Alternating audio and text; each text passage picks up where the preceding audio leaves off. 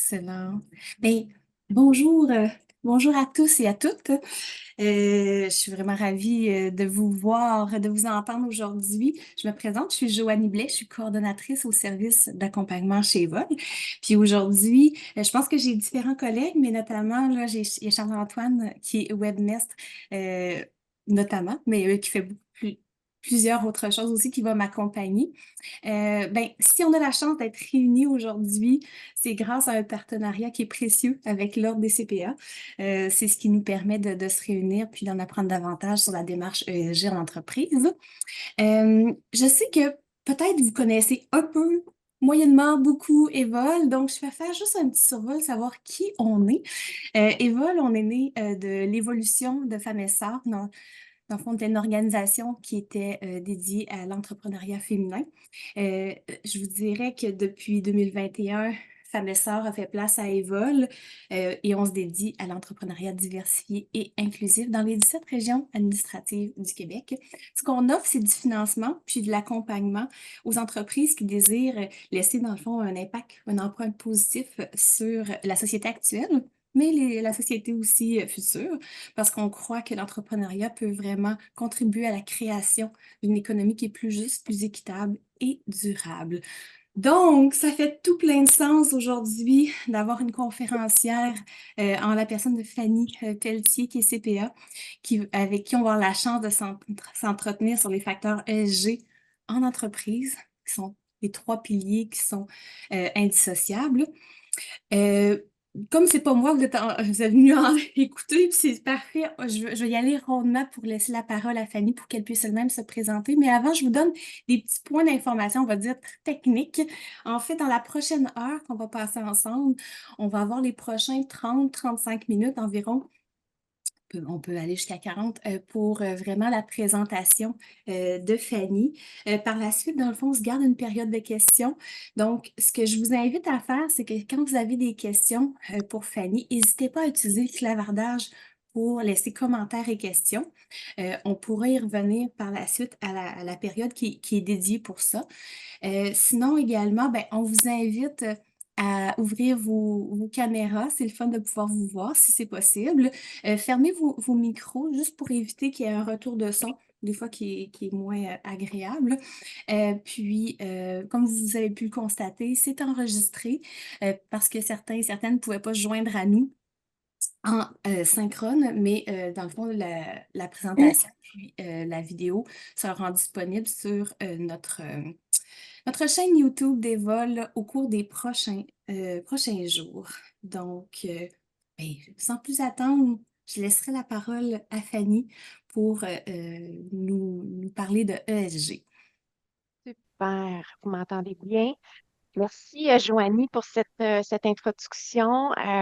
Rapidement, moi j'enchaîne avec la conférence de ce midi. Rapidement, je voulais me présenter. Je trouve ça intéressant de le dire parce que j'ai eu un parcours entrepreneurial avant de faire ce que je fais aujourd'hui, soit de l'accompagnement stratégique, mais j'ai été en PME, j'ai dirigé une PME pendant 20 ans. Je partage votre réalité, du moins, elle est encore très fraîche dans ma mémoire. Et donc, j'en suis à un deuxième chapitre là, de ma carrière où maintenant je fais de l'accompagnement stratégique auprès des équipes de direction. Et donc, je les accompagne dans, oui, leur réflexion stratégique, mais avec un fort accent, évidemment, sans surprise, sur l'intégration des dimensions ESG, puis des impératifs de développement durable, parce que tout comme le dit Joanie, je crois vraiment que ma conviction, c'est que la prospérité de la société là, est tributaire des pratiques des organisations au Québec, mais partout ailleurs. J'enchaîne. Je voulais vous présenter l'agenda. On sait qu'il y a toujours un petit décalage au début. Alors, on le vit. Ça s'en vient.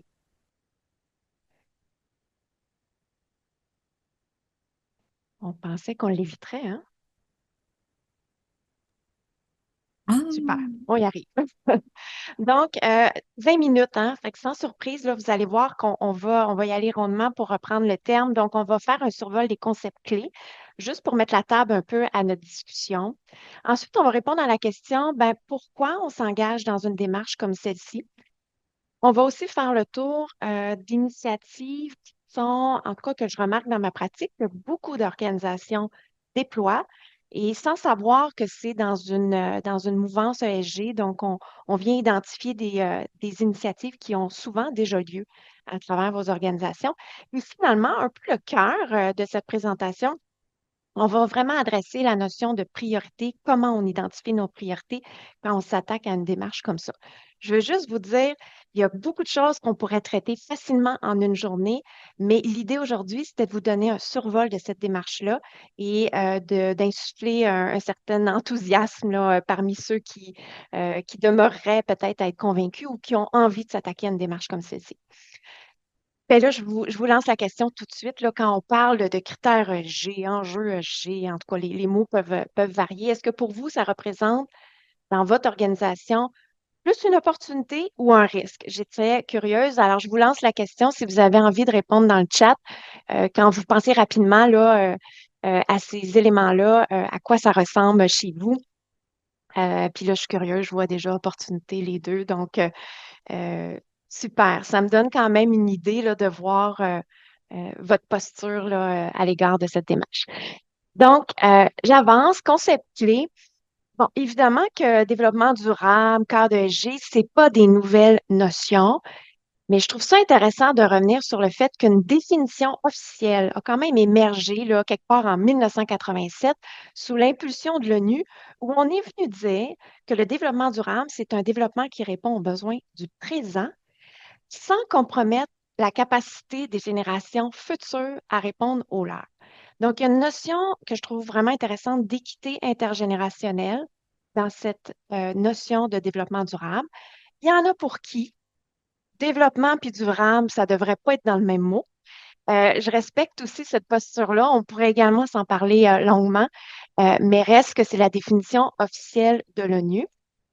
Et la définition pratique, je l'ai mis à gauche, là, c'est vraiment un développement qui permet de concilier les dimensions environnementales, sociales et économiques. Et ça implique forcément un arbitrage entre ces trois dimensions qui sont interdépendantes, qui, bien honnêtement, n'est pas facile. Tu sais, on va quand même le dire. Moi, j'ai pas la tête dans le sable quand on dirige une organisation. D'être capable de concilier ces dimensions, ça demeure quand même un défi important. Et le cadre ESG, ben, lui est arrivé aussi sous l'impulsion de l'ONU. Cette terminologie-là, elle est associée aux Nations unies, où on dit que c'est arrivé autour du début des années 2000. Donc, ça ferait 2004 pour être très précise. Donc, une vingtaine d'années quand même qu'on parle du cadre ESG. Donc, c'est pas nécessairement un nouveau concept, mais on voit que dans les dernières années, sa popularité a gagné. Et donc, à quoi ça sert, ça, un cadre ESG? En fait, ça sert à faire un diagnostic des pratiques durables dans une organisation à travers les pratiques en environnement du côté sociétal et de gouvernance. Donc, ça nous donne une lecture pour évaluer une organisation. Ça nous permet aussi d'identifier des risques et des opportunités à travers cette lunette-là ou cet éclairage-là qu'on regarde aux critères environnementaux, sociétaux et de gouvernance. Ça met aussi en lumière, en fait, le cadre ESG permet de mettre l'emphase sur le fait que la performance d'une organisation n'est plus que financière. Alors, moi, je suis ambassadrice ESG de l'Ordre des CPA, donc évidemment que tout l'aspect de la performance financière, euh, je n'ai pas besoin de revenir sur ça, là. On connaît les indicateurs qui sont habituellement utilisés pour évaluer la performance financière. Mais là, ce qu'on vient de dire, c'est que la performance extra-financière euh, se traduit aussi, est un vecteur prédictif de la performance financière d'une organisation. Donc, on ne peut plus isoler ces éléments-là. Ils doivent être traités au cœur de l'analyse de la performance. Et donc, ça ouvre aussi sur un concept que vous avez certainement entendu parler dans dans vos dernières lectures. Donc, ça ouvre le fait sur toute l'importance des parties prenantes. Donc, à partir du moment où on fait plus juste regarder les résultats financiers d'une organisation, mais on jette un regard sur sa performance environnementale, sociétale et de gouvernance, on vient ouvrir la notion de création de valeur partagée, plus pour le dirigeant de l'organisation et ses actionnaires, mais les membres de l'équipe de direction, les employés, les chercheurs d'emploi, les syndicats. Et là, je fais le tour de toutes les parties prenantes qui sont externes aussi, les clients, les partenaires, les bailleurs de fonds, les communautés qui sont avoisinantes et touchées par vos organisations, les médias aussi deviennent une partie prenante qu'on doit intégrer dans cette démarche-là parce que l'optique est vraiment de faire une création de valeur qui est partagée, donc qui est pour l'ensemble des parties prenantes de l'organisation. Pourquoi on fait ça? Il y a plusieurs éléments, il y a plusieurs moteurs qui motivent une organisation à faire. Tantôt, je vous ai posé la question, est-ce qu'on est dans l'optique de saisir des opportunités de marché, au contraire d'adresser des risques? Donc, on va y revenir plus en détail. J'avais envie d'éclater ces deux grandes catégories pour voir comment ça résonne là, dans votre organisation, puis ça s'applique aussi dans votre équipe. Donc, un des moteurs là, que je vois dans ma pratique aussi, c'est vraiment tout l'aspect de la réputation, attirer, fidéliser les talents. Évidemment, il y a eu une étude récente de Deloitte qui est parue, une mise à jour en 2024, où on vient vraiment euh, euh, quantifier, dans le fond, les attentes là, des millénarios et des générations Y j'ai dit Y, Z, sur leurs attentes à l'égard des organisations, puis qui sont même prêtes à changer d'emploi s'il y a une mauvaise adéquation entre leurs valeurs et ce qui est véhiculé par les organisations. Donc, vraiment un grand moteur, ça, pour beaucoup d'organisations, peut-être parmi les vôtres. Respecter, anticiper les réglementations, ça aussi, c'est un grand motivateur. Il s'installe actuellement des cadres réglementaires, des cadres normatifs. L'Ordre des CPA est d'ailleurs bien impliqué là, dans la mise en place des normes comptables, la mise en place éventuelle des normes comptables. Ça peut être aussi de réduire sa consommation, ses coûts. Là, on parle d'efficacité énergétique, technologie propre. Ça aussi, on en entend parler. C'est un motivateur. Euh, Répondre aux attentes des parties prenantes. Tantôt, je vous en ai énoncé plusieurs catégories. Donc, certainement que celles-ci peuvent avoir des attentes. On parlait tantôt des employés actuels. La relève a des attentes. Des partenaires en ont, des bailleurs de fonds en ont. On y reviendra un petit peu plus tard aussi avec un exemple. Et un autre élément, donc, on veut rehausser la valeur de notre marque. On rejoue un peu dans la réputation là, que j'ai évoquée précédemment, avantage concurrentiel. Et finalement, toujours dans la même mouvance, donc cibler des nouvelles opportunités, des segments de clientèle qu'on ne dessert pas et des marchés. Et là, j'avais envie de vous donner un exemple très concret. Donc, prenons une entreprise qui fait des emballages en plastique et qui se demande, là, en fait, qui vit différentes pressions de la poussant à initier une démarche comme ça. Donc, certainement, là, que moi, ce que j'observe, c'est que les entreprises dans le secteur du plastique euh, ont peut-être certaines euh, inquiétudes, peut-être des chercheurs d'emploi ou peut-être moins d'appétit pour ce genre d'organisation-là.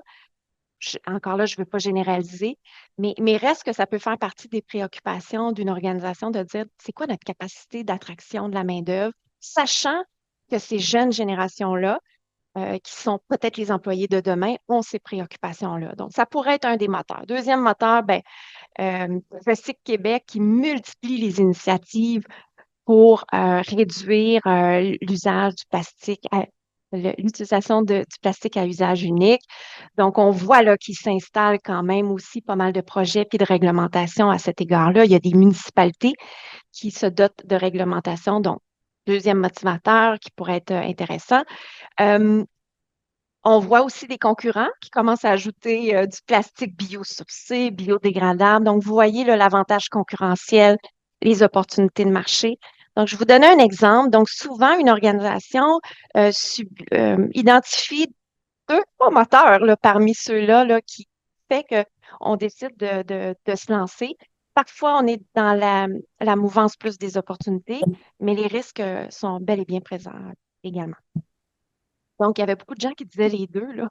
Je suis assez, c'est vrai que dans beaucoup d'organisations, on joue dans les deux zones. qu'est-ce qu'on fait déjà? Alors là, évidemment, ça va vite, hein? Je reviens au titre, 20 minutes, mais je voulais quand même vous donner des exemples, puis ça va peut-être résonner de dire, hey, on fait ça chez nous ou dans notre organisation, ça se passe. Donc, des exemples d'initiatives environnementales qu'on voit dans les organisations, il y en a quand même beaucoup, même des PME qui ont commencé à mesurer leur empreinte carbone, qui se sont donné des cibles ou qui commencent quand même à évaluer leur posture. Donc, en ce sens, c'est une initiative euh, qui est structurante. Donc, évaluer les répercussions environnementales dans la chaîne de valeur. Là, on vient le temps de regarder notre approvisionnement responsable. Est-ce qu'on est plutôt dans une approche d'approvisionnement local? Donc, ça se passe aussi des entreprises du secteur euh, primaire, donc l'extraction de ressources qui restaurent des sites impactés ou des zones impactées par leurs activités. On parlait tantôt de conception durable, d'économie circulaire. Donc, il y a des projets qui se passent actuellement dans les organisations de petite et de grande taille aussi qui vont dans ce sens-là. Le social, j'ai mis exemple d'initiative. Donc, le premier point, c'est tout ce qui entoure la santé et la sécurité des travailleurs.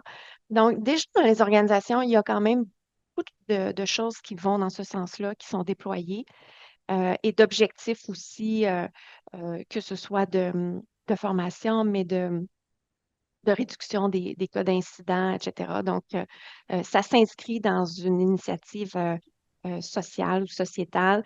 On valorise le développement des compétences, l'adéquation là, entre les compétences de nos travailleurs, de nos collaborateurs versus tous les changements technologiques, intelligence artificielle, etc. Donc, il y a des organisations là, qui s'assurent de rehausser les compétences, s'assurer que les employés sont toujours qualifiés pour suivre un peu cette évolution, pour ne pas dire révolution. Euh, des organisations qui ont des programmes pour promouvoir la diversité, l'inclusion, hommes, femmes, neurodiversité, minorités visibles et ethniques, que ce soit au sein des collaborateurs dans les équipes, à des niveaux de gestionnaires, conseil d'administration aussi, on va y revenir dans la gouvernance. Puis, beaucoup de projets philanthropiques ou de nature un petit peu plus responsabilité sociale des entreprises, ça se passe quand même dans beaucoup d'organisations. Donc, ça s'inscrit dans une démarche ESG. Quand vient le temps de faire le diagnostic, c'est des choses qu'on va quand même regarder. La gouvernance, on en entend souvent parler quand ça va pas bien, malheureusement, mais c'est vraiment le socle sur lequel une démarche comme ça s'appuie. C'est le pilier, à mon sens, le plus important. C'est de là que tout part. Donc, une gouvernance qui ferait une évaluation périodique de ses risques et de ses opportunités à travers la lunette ESG. Pensons à tous les risques climatiques actuellement. C'est fou. Il n'y a pas beaucoup d'organisations qui ne pourraient pas subir en fait les effets collatéraux des aléas climatiques, qu'on soit dans le service, dans le manufacturier. Je pense que ça couvre pas mal tout le monde. Des politiques, tantôt j'en parlais un petit peu, politique d'approvisionnement responsable, politique de diversité, s'assurer d'une chaîne de valeur éthique, surveillance des données. Donc, ce sont des exemples, mais vous voyez que certainement que ça vous amène à voir qu'il se fait des choses possiblement dans vos organisations. Comment identifier ses priorités? J'ai dit que c'était l'aspect le plus important, puis je recule. Là, je veux vous donner un autre exemple parce que je trouve que quand je le donne, ça résonne pas mal. Pensons à une entreprise de marketing numérique qui aurait peut-être une douzaine d'employés, qui décide de déployer un programme de compost pour ses 10 employés qui sont au bureau 2 jours semaine, disons, ou une ou 2 journées semaine. Donc, ça, ce genre d'initiative-là, je le vois beaucoup dans ma pratique. Puis moi, je dis, c'est super parce que ça découle généralement de bonnes intentions, d'employés qui sont engagés, qui ont envie de prendre part à cette transition-là, puis qui veulent faire bouger les choses. Mais reste qu'on est en droit de se demander, est-ce que c'est réellement là où l'entreprise est susceptible d'avoir un impact important? Donc, Une entreprise qui est en marketing numérique, on pourrait penser, par exemple, que les enjeux sociaux sont davantage importants, qui sont peut-être des leviers que l'organisation pourrait activer pour avoir plus d'impact. Donc, je m'arrête là, puis je pense que les étapes suivantes vont permettre là, de comprendre comment on identifie nos priorités, comme je le disais, quel levier on doit activer en premier. Donc, ça se passe autour de l'évaluation de la matérialité. Et les comptables, nous, la matérialité, elle est généralement financière, mais elle se transpose, le concept se transpose dans la matérialité d'impact. Donc, c'est une étape cruciale. C'est c'est de là que tout doit partir avant de s'engager dans un paquet d'initiatives à gauche, pas à droite. C'est de prendre le temps de faire cet exercice-là, sachant que les équipes, les PME, n'ont pas les capacités humaines et financières illimitées. Comme je disais, j'ai été en PME, donc je comprends très bien qu'à un moment donné, il y a une priorisation qui doit être faite. Puis pourquoi on fait ça? Ben, sans surprise, comme je le disais plus tôt, on fait ça parce qu'on veut avoir de l'impact, on veut le maximiser, puis on veut utiliser nos ressources au bon endroit. 4 étapes, puis là encore là aussi, on pourrait passer une journée sur beaucoup de ces étapes-là, mais je voulais quand même les survoler avec vous pour vous donner une idée de ce à quoi ça peut ressembler. Donc, première étape, comprendre, analyser, faire un diagnostic de ma situation, comprendre mon contexte, on va y revenir, faire une première liste d'enjeux, engager les parties prenantes, on a parlé un petit peu plus tôt, et prioriser. Évidemment, ça, c'est l'output final. On veut avoir des priorités sur lesquelles travailler, ou du moins une bonne lecture de nos priorités. Comprendre puis analyser le contexte, moi, je dis tout le temps, là, c'est pas un one size fits all, une démarche ESG. C'est pas parce que votre voisin qui vous ressemble ou l'organisation qui vous ressemble a choisi de s'attaquer à tel et tel enjeu ESG que c'est forcément votre situation. Donc, ça découle de tous ces éléments-là. Et ce sont des facteurs contextuels, en fait, qui sont uniques à vous, finalement. Ça vient à dire que ce n'est pas une recette unique. Donc, est-ce que je suis du secteur primaire? Est-ce que je fais de l'extraction de ressources? Est-ce que je suis dans le secondaire en manufacturier ou je suis carrément de business de service? Juste là, on peut penser notamment que les enjeux environnementaux n'auront pas nécessairement la même place. Ils seront certainement très, très importants du côté primaire et secondaire et possiblement aussi intéressant du côté tertiaire avec le numérique. Mais reste que vous voyez là, que ça a un effet direct. Mon type d'activité aussi, est-ce que je le disais, est-ce que je fabrique, est-ce que je distribue? La localisation, on en parlait un petit peu au cadre réglementaire. Ben, est-ce que mes activités se déroulent au Québec? Je suis une manufacturière, donc la responsabilité élargie des producteurs, est-ce que ça me touche? Est-ce que je fais de la business dans le reste du Canada? Est-ce que je transige avec l'Europe? Si oui, est-ce que le cadre là-bas, législatif ou réglementaire, a de l'effet sur moi? Donc, vous voyez que cette étape-là, elle est super importante pour venir vraiment faire une vigie, en fait, de tous ces éléments-là. Je suis où dans la chaîne de valeur? Est-ce que moi, je suis en amont? Est-ce que je suis en aval aussi de mes clients? Où est-ce que je me situe? Ça peut avoir un effet. Mon statut juridique. Tu sais, les entreprises publiques actuellement, ils sont vraiment pas mal regardés, ils subissent les pressions des marchés, des investisseurs, des grands émetteurs. Donc, généralement, ce qu'on observe, c'est que les publics sont très focus sur la gouvernance et la transparence parce ils se font pas mal surveiller à cet égard-là, tandis qu'une entreprise privée ou un OBNL peut, comment dire, le loisir, c'est pas le bon mot, a la capacité à se concentrer sur les enjeux qui sont spécifiques à ses activités, à son organisation. Donc, ça a un effet non négligeable, en fait, sur l'évaluation de la matérialité puis le diagnostic. Finalement, mes parties prenantes, mes clients, est-ce que je travaille avec des municipalités? Est-ce que je suis un fournisseur d'Hydro-Québec? Euh, qui sont mes parties prenantes les plus importantes, qui ont de l'influence sur le succès de mon organisation?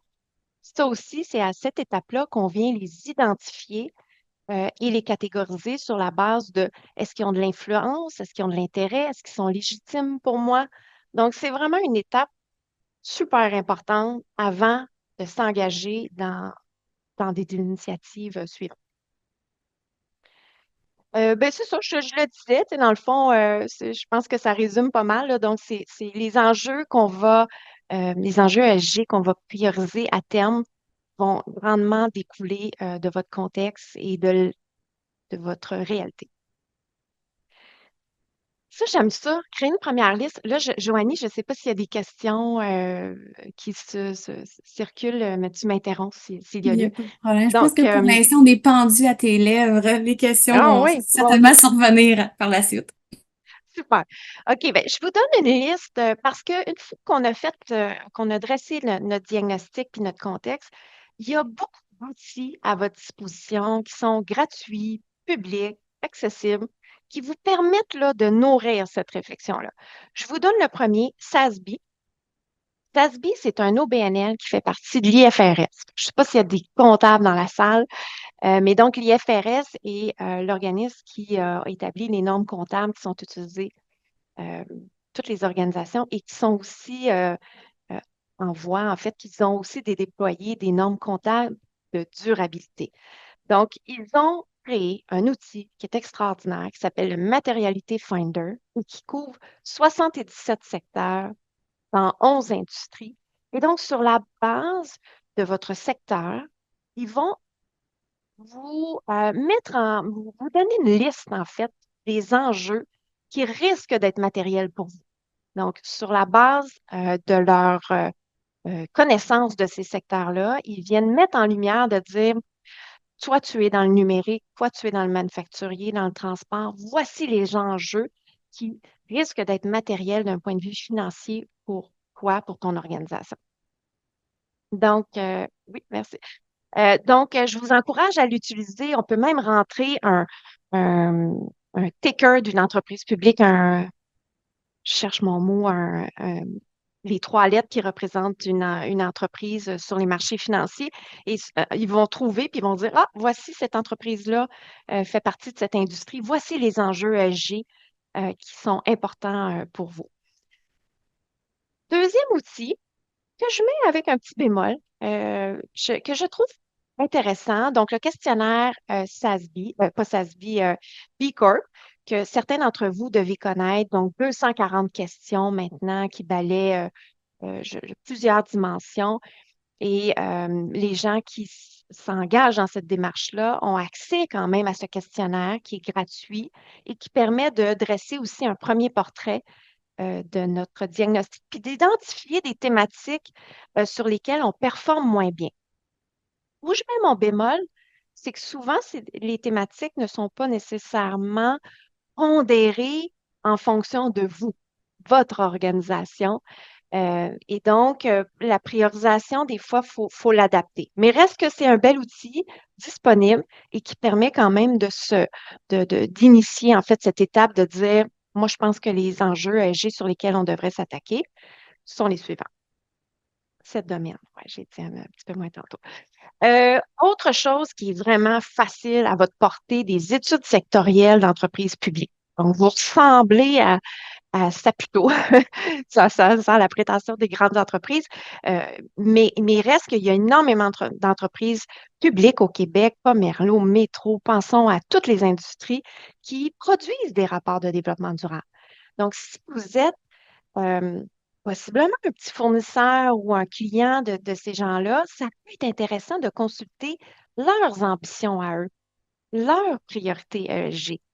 Parce qu'il y a quelque chose que je dis souvent à mes clients, euh, les ambitions de tes clients risquent à terme de devenir tes ambitions, toi. Parce qu'on est là pour contribuer au succès de nos clients et de nos partenaires. Donc, forcément, si eux se sont donné des cibles, ben, il y a comme une transposition aussi des enjeux qui me reviennent, moi, en tant que partenaire ou fournisseur. C'est quand même une façon accessible là, d'identifier des enjeux ESG.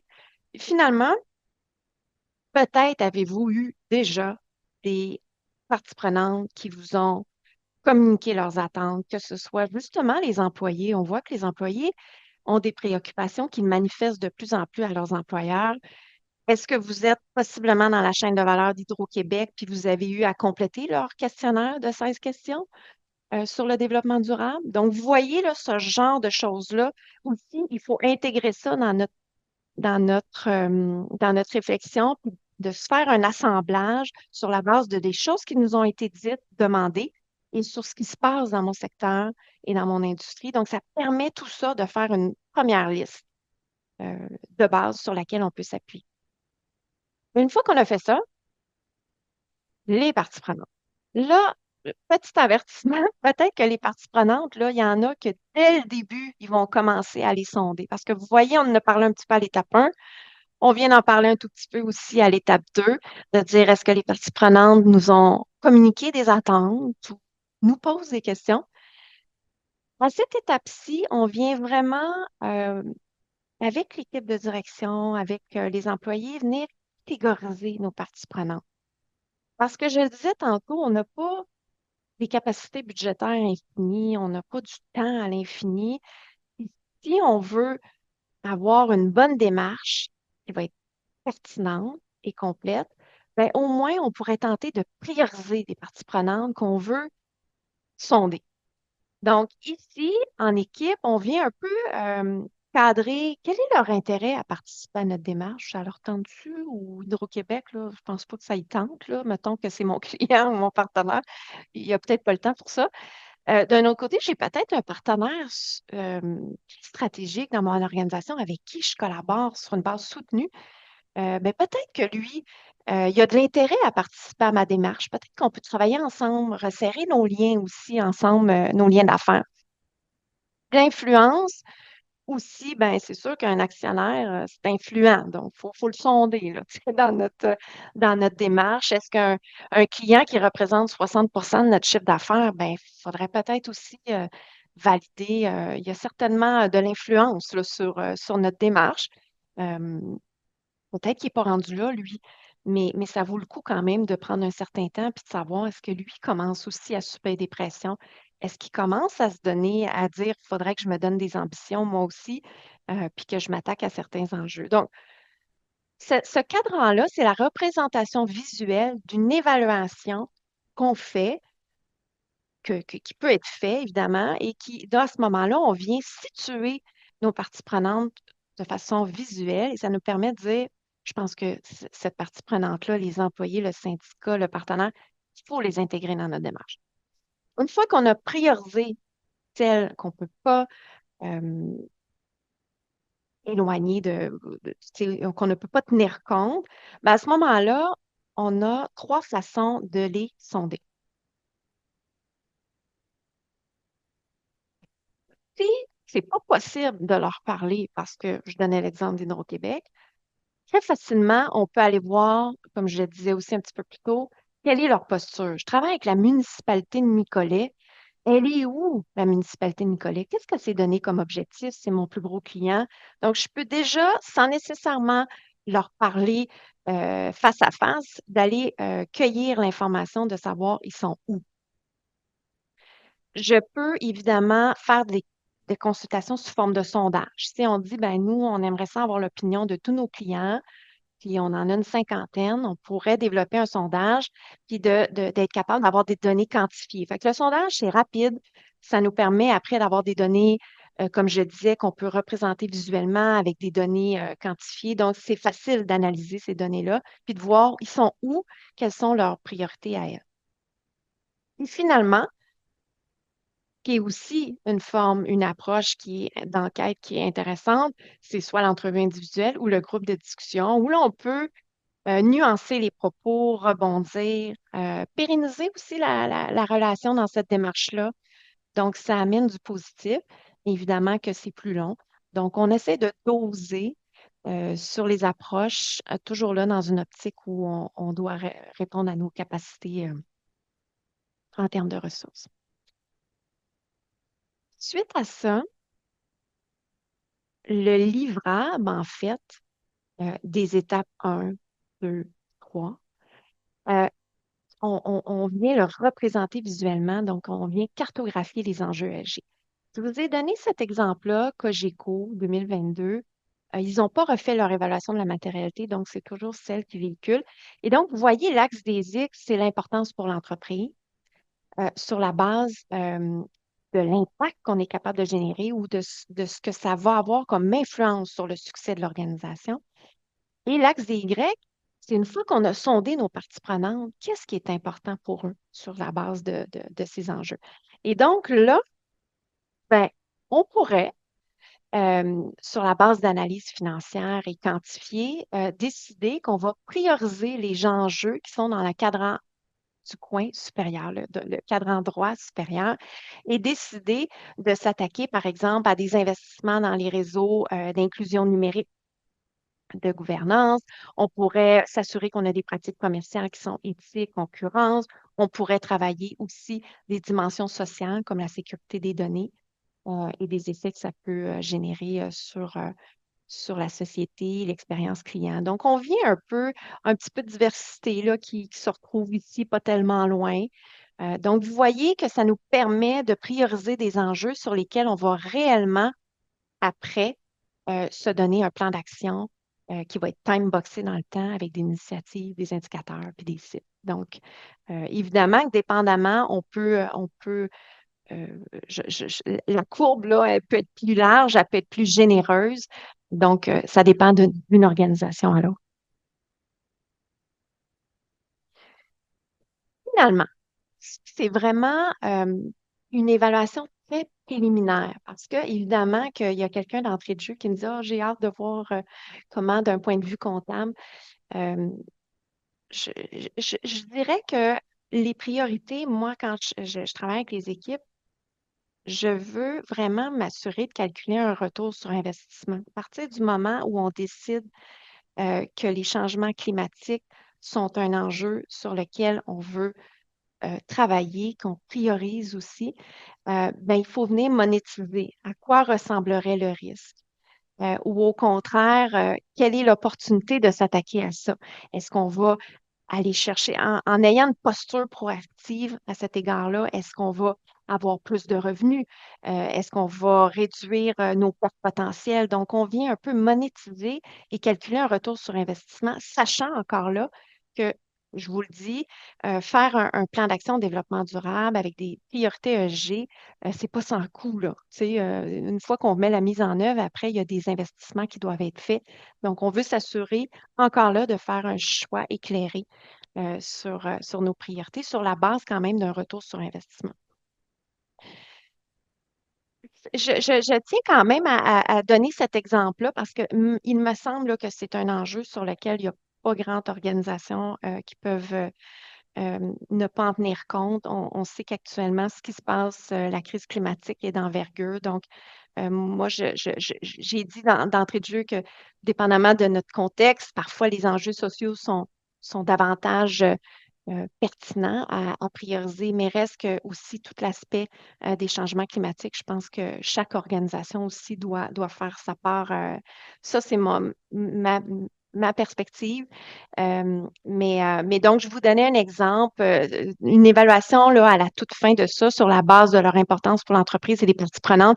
Imaginez un one-pager qui vous permettrait d'aller voir la direction puis de dire, hey, moi, je pense qu'il faut qu'on pousse sur ces enjeux-là sur la base de leur importance sur le succès de l'organisation parce que ça représente tel risque. La météo extrême qui cause la fermeture de l'usine, notre incapacité à livrer, à faire la livraison de nos services, par exemple, parce on n'a plus accès, par exemple, au chemin parce que il s'est passé telle chose. Il faut quand même le considérer. Et l'occasion, ben, inversement, c'est que si moi j'ai une posture proactive là-dessus, je vais peut-être poursuivre mes opérations pendant que d'autres ne pourront pas le faire.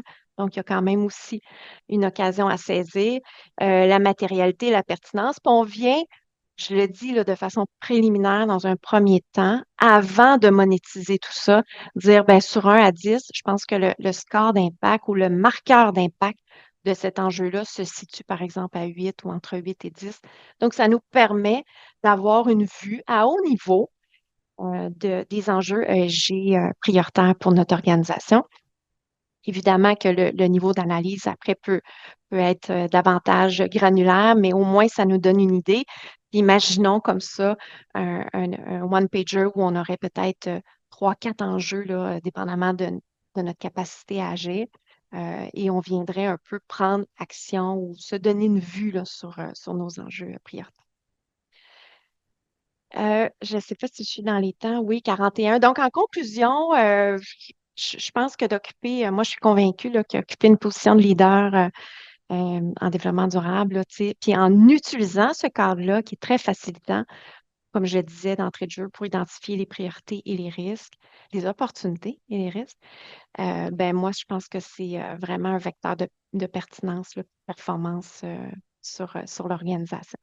Donc, ça met fin à le petit 20 minutes qui en dure, qui en dure 35. Et ben, ça va me faire plaisir de répondre à vos questions. Puis je veux juste quand même préciser qu'il y a un document de soutien là, qui va vous être transmis. Puis dépendamment de la maturité de votre organisation, il y en a pour qui c'est déjà fait ces étapes-là, mais ça permet un peu de venir là, identifier quelles sont les parties prenantes, les actions qu'on fait déjà. Puis je vous montrais une évaluation préliminaire, là, ça pourrait ressembler à ça finalement là, comme base de discussion, là, si on veut. Alors, voilà. Merci, Fanny. Tu arrives avec des concepts, que tu le vulgarises bien, puis avec également des éléments très concrets sur des initiatives. Je pense que ben, je vois beaucoup de merci, en tout cas, Fanny. Dans le clavardage, je vois de très bons commentaires. On te remercie de ton temps. Puis moi, ben, effectivement, je te remercie. Tu m'as apporté plein de clarté et de pistes de réflexion pour la suite. J'ai trouvé ça très instructif. Merci aussi à l'Ordre de CPA d'avoir rendu ça possible. C'est vrai, je vais reprendre les mots. C'était démocratiser. Oui, puis je trouve que justement, quand c'est accessible comme ça, ben, il y a encore plus de chances, justement, que ça se concrétise. Donc, merci à toi dans le fond, pour tout le monde qui a été présent. Merci d'avoir participé et d'avoir rendu les échanges aussi à ce point-là interactifs. C'était super intéressant de vous entendre. Vous allez recevoir une communication de notre part d'ici la fin de la semaine prochaine où est-ce qu'on va pouvoir vous rendre disponible la présentation de Fanny. Puis également, c'est ça, des outils. Donc, ben, merci à tous. Je ne sais pas s'il y avait un mot de la fin, Fanny, que tu aurais voulu partager avec nous. Non, ça m'a fait plaisir d'être avec vous à Evol. Toujours contente. Une belle organisation à impact. Donc, très le Hmm, fun que le sujet ait résonné. N'hésitez pas à poursuivre les échanges avec moi sur LinkedIn ou autre. Ça va me faire plaisir. excellent. Ben, c'est Bonne noté. Un journée. grand merci. Fait que je vous souhaite une excellente fin de journée, puis au plaisir de se retrouver. Bye bye.